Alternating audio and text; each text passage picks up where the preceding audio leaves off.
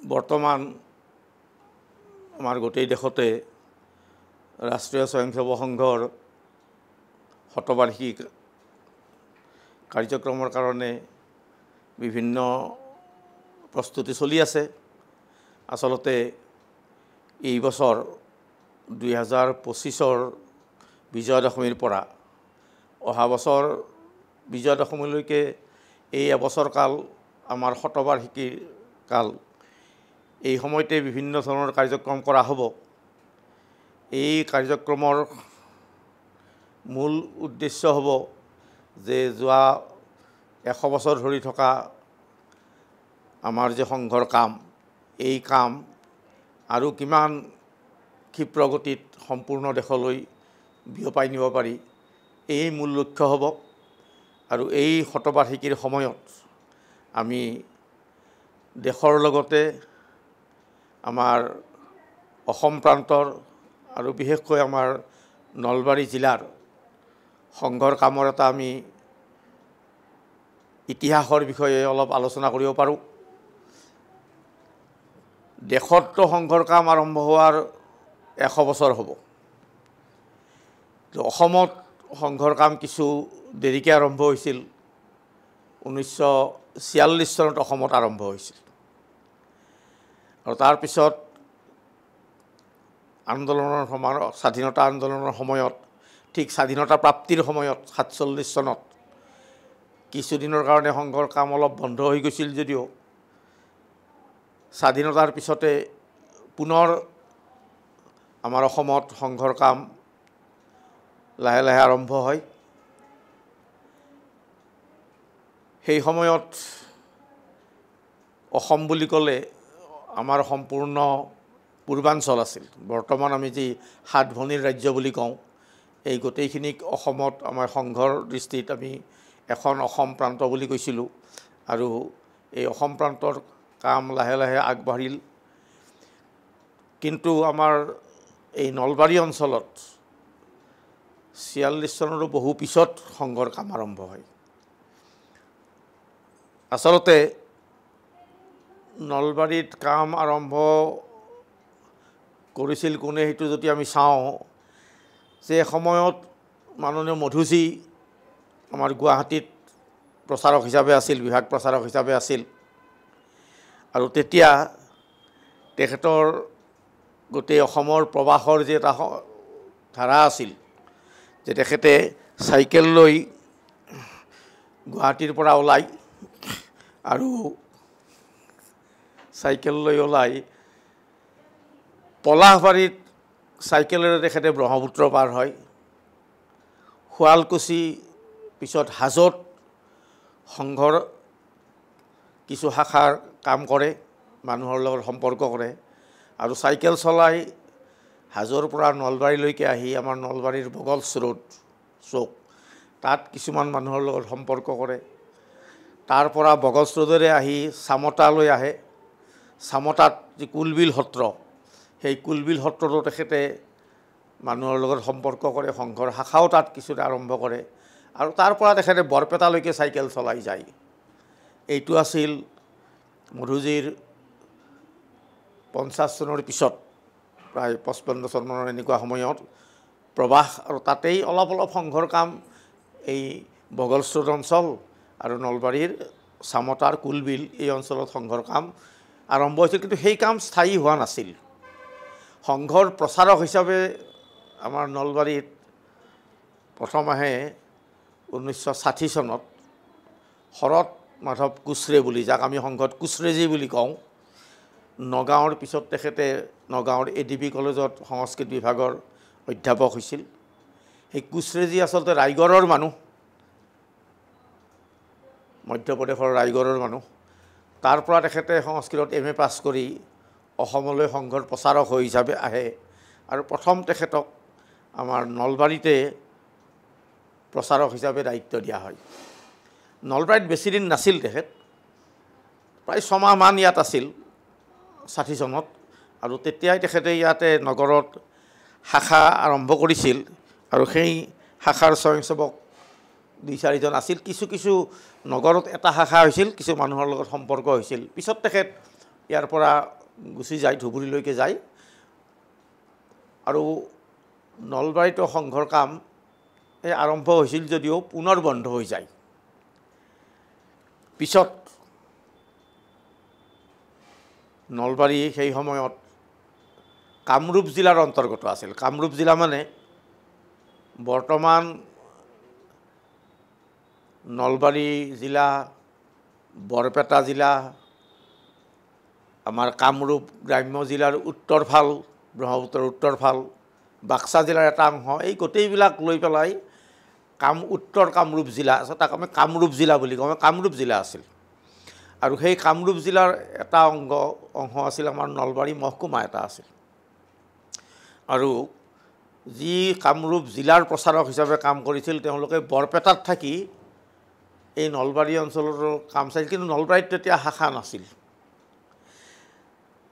বিনায়কজী কামৰূপ জিলাৰ প্ৰচাৰক হিচাপে আহে বৰপেটালৈ 68 চনত আহে। আচলতে বিনায়কজী 1965 চনত গুৱাহাটীলৈকে মহাৰাষ্ট্ৰৰ পৰা সংঘৰ প্ৰচাৰক হৈ আহে। মহানগৰৰ প্ৰচাৰক হিচাপে তেখেতে কাম কৰে। পিছত 68 চনৰ প্ৰথম মানত হ'ব তেখেত বৰপেটালৈ আহে আৰু বৰপেটাত কাম কৰি থাকোঁতে, যদিও বৰপেটা জিলাৰ অন্তৰ্গত নলবাৰী মহকুমা আছিল, নলবাৰীত প্ৰথমতে তেখেতে কাম কৰা নাছিল, ইয়াতো অহাই নাছিল। নলবাৰীৰ এজন অতি স্বনামধন্য ব্যক্তি, শিক্ষাবিদ, নলবাৰী গৰ্ডন উচ্চতৰ মাধ্যমিক বিদ্যালয়ৰ অধ্যক্ষ দেৱেন্দ্ৰনাথ ভট্টাচাৰ্য, তেখেত বৰপেটালৈ গৈছিল আৰু বৰপেটাৰ যি প্ৰসিদ্ধ আমাৰ মিশ্ৰ পৰিয়াল আছে, সেই মিশ্ৰ পৰিয়ালত তেখেতৰ ছোৱালীক বিয়া দিছিল আৰু সেই পৰিয়ালতে ভট্টদেৱে বিনায়কজীক লগ পাইছিল। তাৰো আগতে কিন্তু ভট্টদেৱৰ আমাৰ ঠাকুৰ ৰামসিংজীৰ লগতো প্ৰচাৰক, আমাৰ প্ৰান্ত প্ৰচাৰক, তেখেতৰ লগত অলপ সম্পৰ্ক হৈছিল। আৰু বিনায়কজীৰ লগত যেতিয়া চিনাকি হ'ল, বিনায়কজীৰ ক'লে বুলি তেখেতে কামৰূপ জিলাৰ প্ৰচাৰক হিচাপে বৰপেটাত আছে, তেতিয়া এই দেৱেন ভট্ট ডাঙৰীয়াই বিনায়কজীক কৈছিল যে কামৰূপ জিলাত যদি কাম কৰিব লাগে, একেবাৰে সমগ্ৰ উত্তৰ কামৰূপ ব্ৰহ্মপুত্ৰৰ উত্তৰ অঞ্চলত, তেতিয়াহ'লে বৰপেটাতকৈ সুবিধাৰ ঠাই নলবাৰী হ'ব। গতিকে তেখেতে জিলাৰ কেন্দ্ৰ বৰপেটাৰ পৰা নলবাৰীলৈ লৈ অহা ভাল আৰু চব থকা মেলাৰ ব্যৱস্থা তেখেতে কৰি দিব। সেইমতে আচলতে 68 চনৰ শেষৰ ফালে বিনায়কজী নলবাৰীলৈ আহে আৰু তেতিয়াৰ পৰাই নলবাৰী কামৰূপ জিলাৰ কেন্দ্ৰ হয়। নলবাৰীত বিনায়কজীয়ে কাৰ্যালয় লৈ থাকে। প্ৰথমতে দেৱেন ভট্টৰ ঘৰতে আছিল 6 মাহমান, পিছত তাৰ ওচৰতে নলবাৰীৰ কাজিপাৰাত সংঘৰ কাৰ্যালয় লৈ বিনায়কজী থাকে। সেই সময়ত তাৰমানে 68 চনৰ শেষত যেতিয়া বিনায়কজী আহিল আৰু আহি তেখেতে নলবাৰীৰ সংস্কৃত কলেজৰ চৌহদত তাত সংঘৰ শাখা আৰম্ভ কৰে আৰু সেই তেতিয়াৰ পৰাই বৰ্তমানলৈকে আচলতে নলবাৰীত সংঘৰ কাম চলি আছে। আজিৰ যিটো সংঘৰ আমি ৰূপ দেখোঁ, কাম দেখোঁ আমাৰ নলবাৰী জিলাত বা নলবাৰী অঞ্চলত গোটেই বিভাগতে, এই গোটেই কাম আচলতে সেই বিনায়কজীৰ সময়ৰ পৰাই ঠন ধৰি উঠিছে। তেতিয়াৰ পৰাই বৰ্তমানলৈকে নিৰৱচ্ছিন্নভাৱে এই সংঘৰ কাম চলি আছে। প্ৰথমতে গোটেই মই যেনেকৈ ক'লোঁ যে উত্তৰ কামৰূপ জিলা, অৰ্থাৎ বৰপেটাৰ পৰা একেবাৰে চাৰিআলিলৈকে, হাজো, ৰঙিয়া, এই গোটেই অঞ্চলবিলাক লৈ, তামোলপুৰ গোটেই অঞ্চল লৈ কামৰূপ জিলা আছিল আৰু এই জিলা প্ৰচাৰক হিচাপে বিনায়কজী বহুদিন কাম কৰিছিল আৰু লাহে লাহে এই সকলোবিলাক ঠাইতে, হাজোতটো আছিলেই পুৰণি কাম, ৰঙিয়াটো আছিল, নলবাৰী জিলাৰো বিভিন্ন ঠাইত সংঘৰ কাম আৰম্ভ হ'ল। তেতিয়াৰ পৰা কাম চলি আছে। সংঘৰ 68 চনত শেষৰ পিনে আৰম্ভ হয়।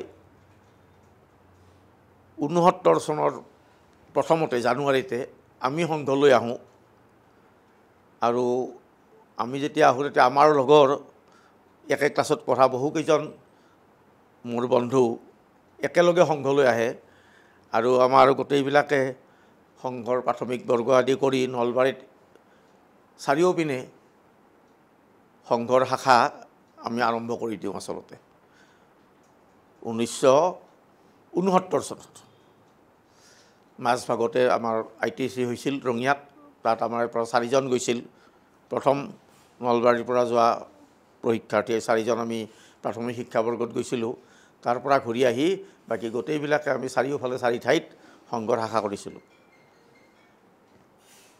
তেনেকৈ নলবাৰী জিলাত সংঘৰ কাম আৰম্ভ হয় বিনায়ক জিয়াত প্ৰচাৰ হৈ থাকে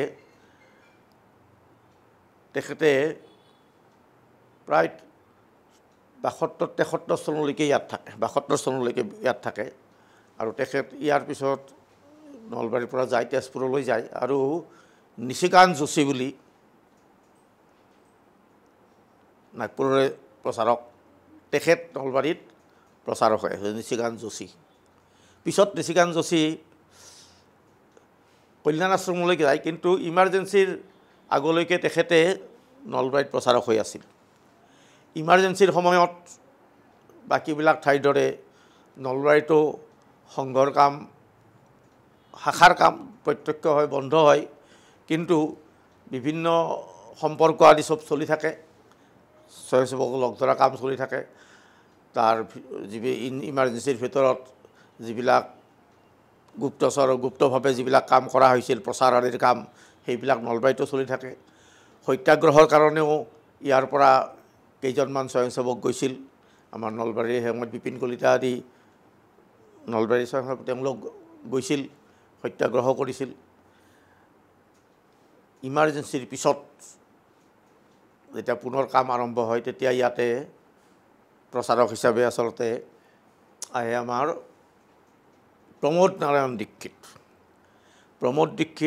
78 চনত আহে ইয়াতে 78 চনত তেখেত নলবাৰীত প্ৰচাৰক হৈ আহে আৰু তেখেতে আহি গোটেই সেই সময়ত নলবাৰীৰ সকলোবিলাক মানুহৰ লগত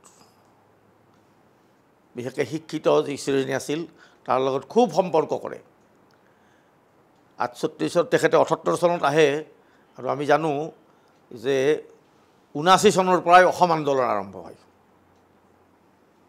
অসম আন্দোলনতো নলবাৰীৰ খুব ডাঙৰ ভূমিকা আছিল আন্দোলনকাৰীবিলাকৰ ইয়াতে বহু কেন্দ্ৰ আছে কেন্দ্ৰীয় নেতাও আছিল নেতা ডাঙৰ ডাঙৰ নেতা আছিল আৰু ইয়াতো খুব ডাঙৰ আন্দোলন আৰম্ভ হৈছিল সেই সময়তো কিন্তু এই প্ৰমোদজীয়ে তেখেতৰ সম্পৰ্কৰ কাৰণে এই গোটেই জিলাতে কামৰূপ জিলাতে সংঘৰ কাম সুন্দৰভাৱে চলাই গৈছিল নলবাৰীৰ সকলো যিবিলাক শিক্ষিত মানুহ আছিল প্ৰফেচাৰ আছিল ডক্টৰ ইঞ্জিনিয়াৰ গোটেই প্ৰায়ভাগে সংঘলৈ আহিছিল গাঁৱে গাঁৱে সংঘৰ কাম আৰম্ভ হৈছিল ইয়াতে আৰু সেই কাম চলি থাকে পিছত তেখেত থকাৰ পিছতে আৰু এজন আহে 83 চনত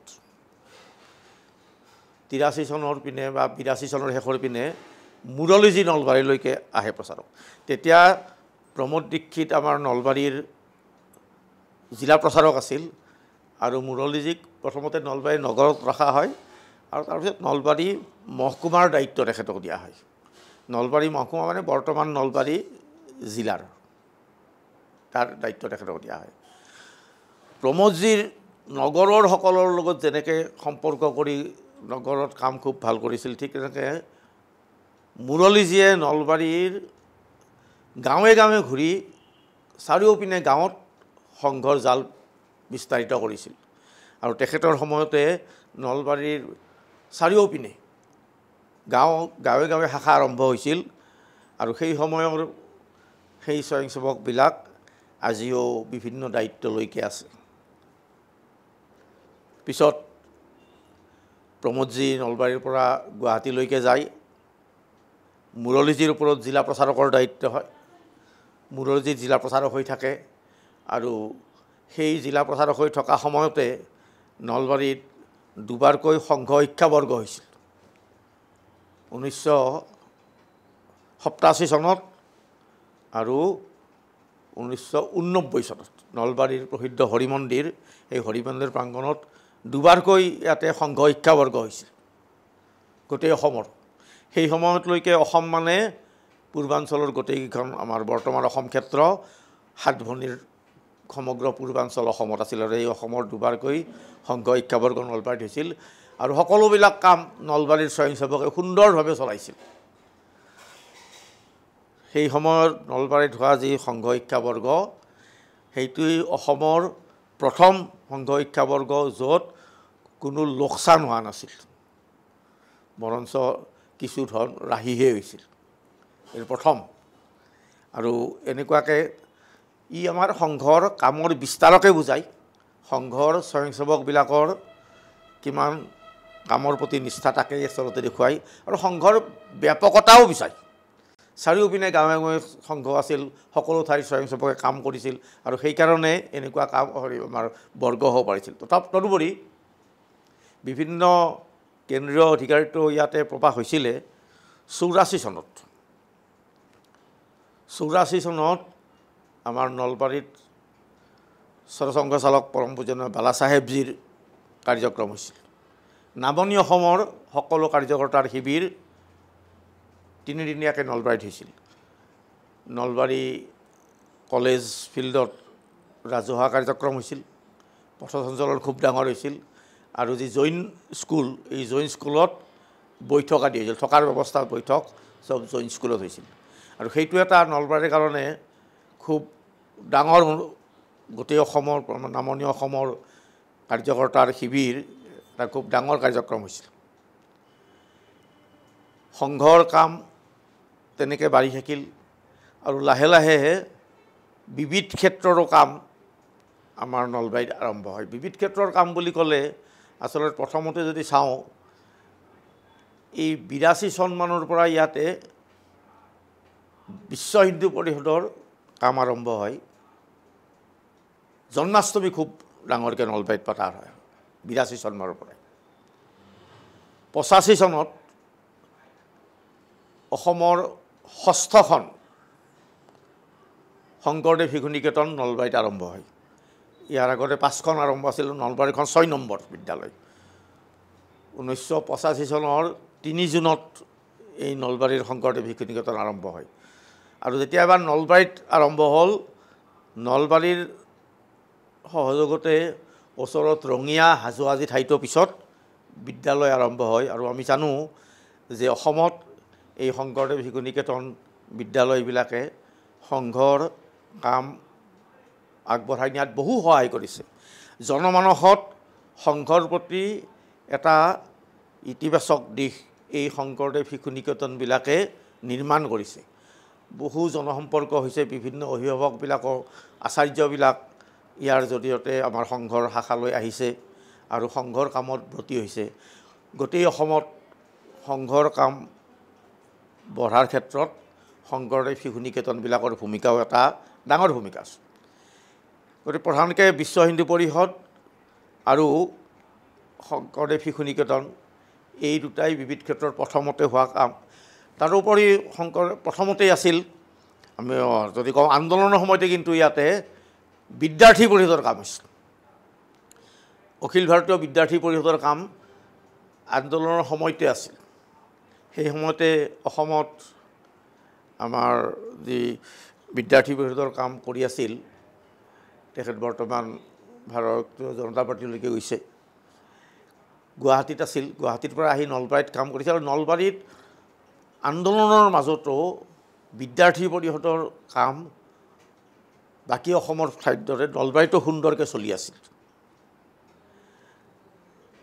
এই তিনিটা বিবিধ ক্ষেত্ৰৰ কাম চলিছিল। পিছত লাহে লাহে সেৱিকা সমিতিৰ কাম আহিল, কল্যাণ আশ্ৰমীৰ কাম আহিল, বেলেগ বেলেগ সংগঠনবিলাকৰ কামো ইয়াতে আৰম্ভ হ'ল। ভাজপাৰ কাম আছিল, ভাজপাৰ কামৰ ৰাজনৈতিক কাম, এইটো প্ৰথমতে জনতা পাৰ্টীৰ কাম আছিল, পিছত জনসংঘৰ কাম বুলি কিন্তু ইয়াতে তেনেকৈ প্ৰথমতে কোনো হেৰি নাছিল। জনতা পাৰ্টীৰ কাম, পিছত জনতা পাৰ্টী গৈ ভাৰতীয় জনতা পাৰ্টী হয়, তেনেকৈ ইয়াত কাম আৰম্ভ হৈছিল। আমাৰ জৰুৰীকালীন অৱস্থাৰ পিছতেই আচলতে এনেকৈ সংঘৰ কামবিলাক বাঢ়িব ধৰে আৰু সংঘৰ কাম নলবাৰী জিলাত ইমান বাঢ়িল যে এই চকুত লগা হ'ল। আৰু অসমৰ কাৰণে দুৰ্ভাগ্যৰ কথা যে 85 চনৰ পিছত আমি জানো 89 চনতে হেৰি কি বোলে অসমত যেতিয়া আলফা আৰম্ভ হয়, সংযুক্ত মুক্তি বাহিনী অসমৰ কাম আৰম্ভ হয় তাৰো কাম নলবাৰীতে প্ৰথম অৱস্থাৰ পৰা আৰম্ভ হৈছিল। এতিয়া এনেকুৱা হ'ব পাৰে যে নলবাৰীৰো গাঁৱে গাঁৱে আলফাৰ কাম আছিল আৰু গাঁৱে গাঁৱে আমাৰ সংঘৰ শাখাও আছিল। সংঘৰ শাখা থকাৰ কাৰণে বহু ঠাইত এই আলফাৰ সদস্য ভৰ্তিৰ অলপ অসুবিধাও আহিছিল কিজানি। যিবিলাক সংঘৰ স্বয়ংসেৱক তেওঁলোক ভাল স্বয়ংসেৱক আছিল, কৰ্মশীল আৰু তেওঁলোক আলফাৰৰ দৃষ্টিত আছিল তেওঁলোকৰ, কিন্তু সংঘ এৰি যোৱা নাছিল। বহুতো কাৰ্যকৰ্তাক নিবৰ কাৰণে চেষ্টা কৰিছিল, কিন্তু সংঘ এৰি নোযোৱাৰ কাৰণেই কিজানি সংঘও এই আলফাৰ এটা লক্ষ্য হৈ পৰিছিল। আৰু সেইকাৰণেই আমি জানো পিছত 1990 চনৰ 5 অক্টোবৰ তাৰিখে আমাৰ মুৰলীজীক অপহৰণ কৰে। তেখেত আগতে নলবাৰীৰ মই যেনেকৈ কৈছোঁ জিলা প্ৰচাৰক আছিল, কিন্তু সেই চনতেই 90 চনতে তেখেতক আচলতে জুলাই মাহত আমাৰ যি বৈঠক হয় বাৰ্ষিক বৈঠক, সেই বৈঠকত তেখেতক ধুবুৰীৰ বিভাগ প্ৰচাৰক হিচাপে দায়িত্ব দিয়া হয়। আৰু ধুবুৰীৰ বিভাগ প্ৰচাৰক হিচাপে তেখেতক ধুবুৰীলৈ যোৱাৰ কাৰণে তেখেতে প্ৰস্তুতি চলায় আৰু প্ৰস্তুতি চলাই ধুবুৰীলৈ যোৱাৰ আগে আগে গোটেই জিলাত স্বয়ংসেৱকবিলাকক লগ ধৰাৰ কাৰণে প্ৰৱাস কৰিছিল। আৰু সেই প্ৰৱাসৰ সময়তে ধমধমাৰ পৰা তেখেতক আলফাই আচলতে অপহৰণ কৰি নিছিল 5 অক্টোবৰৰ দিনা 1990 চনৰ। সেইটো এটা সাংঘাতিক কথা আছিল। সেই সময়ত চাৰিওপিনে আলফাৰ সন্ত্ৰাসৰ কাৰণে বিভিন্ন অপহৰণ হত্যা আদি হৈছিল যদিও তাৰ বিৰুদ্ধে কোনেও জনা নাছিল। কিন্তু মুৰলীজীৰ অপহৰণৰ পিছত সাধাৰণতে ভাবিছিল যে সংঘৰ স্বয়ংসেৱকবিলাকে ভয় খাব, ইয়াত সংঘৰ কাম কমি যাব। কিন্তু দেখা গৈছিল যে সংঘৰ কামত বিশেষ একো প্ৰভাৱ নপৰিলে এই ঘটনাৰ, বৰঞ্চ স্বয়ংসেৱকবিলাকে এটা চেলেঞ্জ হিচাপে লৈ গাঁৱত যিবিলাক শাখা আছিল সেই শাখাবিলাক আৰু ভাল কৰাত লাগিল। আৰু তাৰ ফল হিচাপে পাওঁ যে সেই সময়ত মুৰলীজীৰ সময়ত যিবিলাক স্বয়ংসেৱক শাখালৈ আহিছিল সেই স্বয়ংসেৱকবিলাকে পিছত বিভিন্ন জিলা বিভাগ এইবিলাক দায়িত্ব লৈ সংঘৰ কাম কৰি গৈছিল। মুৰলীজীৰ অপহৰণ এটা দুৰ্ভাগ্যজনক কাৰণ নলবাৰীৰ কাৰণে, আচলতে নলবাৰী বুলি নকওঁ আমি গোটেই অসমৰ কাৰণে সংঘৰ কাৰণে এটা বৰ আঘাত। কাৰণ যিমান ক্ষীপ্ৰ গতিত সংঘৰ কাম আগবাঢ়িছিল, কিছু পৰিমাণে তাৰ প্ৰভাৱ পৰিছিল যদিও আমাৰ নলবাৰী অঞ্চলৰ স্বয়ংসেৱকবিলাকৰ সাহসৰ কাৰণে লাহে লাহে এই কাম পুনৰ আগৰ দৰে স্থন ধৰি উঠিছিল আৰু কাম বিভিন্ন ধৰণৰ সংঘৰ লগতে বাকী কামবিলাকো ইয়াত আগবাঢ়ি গৈ আছিল। পিছত আমি চাওঁ যে সেই সময়ত যিবিলাক মুৰলীজীৰ সময়লৈকে বাকী সৰ্বভাৰতীয় যিবিলাক কামো ইয়াত চলিছিল, সেই সকলোবিলাক কামে নলবাৰীতো সুন্দৰভাৱে পালন কৰা হৈছিল। বিশেষকৈ আমি কওঁ 84 চনৰ পৰা যিটো একাত্মতা ৰথযাত্ৰা হৈছিল 1984 চনত, সেই একাত্মতা ৰথযাত্ৰাৰ কাৰ্যক্ৰম নলবাৰী হৰি মন্দিৰত হৈছিল, খুব ডাঙৰকৈ হৈছিল। নলবাৰীৰ সকলোতকৈ ডাঙৰ উৎসৱ হ'ল বাৰ্ষিক উৎসৱ ৰাস পূজা। ৰাস পূজাত যেনেকুৱা মানুহ হয়, সেই 84 চনৰ একাত্মতা যাত্ৰাৰ এদিনীয়া কাৰ্যক্ৰমতো সিমানেই মানুহ হৈছিল আৰু সেইটো খুব ডাঙৰ অনুষ্ঠান হৈছিল। আৰু তাৰপিছতে আমি জানো এই একাত্মতা ৰথযাত্ৰাৰ পিছতেই ৰাম জন্মভূমি মুক্তি আন্দোলন যে আৰম্ভ হয়, সেই আন্দোলনৰ বিভিন্ন পৰ্যায়ত আমাৰ নলবাৰী জিলাতো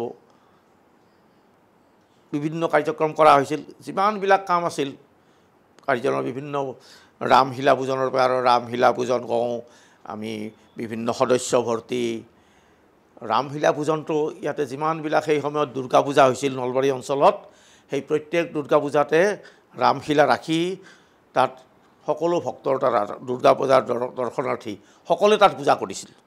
সেইটো এটা সেই সময়ত বৰ ডাঙৰ কথা হৈছিল যে দুৰ্গা পূজাৰ ইফালে দুৰ্গা মূৰ্তি থাকে আৰু তাৰ ওচৰতে ৰামশিলাকো সমানভাৱে ৰাখি থোৱা হয় বেদীত, আৰু মানুহে ৰামশিলাটো পূজন কৰে। ইয়াৰ বহুকেইখন দুৰ্গা পূজাত নলবাৰীৰ ডাঙৰ ডাঙৰ দুৰ্গা পূজা, নলবাৰী, আমাৰ বিহামপুৰ, তাৰপিছত হাঁহপুৰ, বেলশৰ, এই গোটেইবিলাক দুৰ্গা পূজাত ৰামশিলা পূজন কাৰ্যক্ৰমো খুব ভাল হৈছিল। বিভিন্ন বাকী কাৰ্যক্ৰম হৈছিল।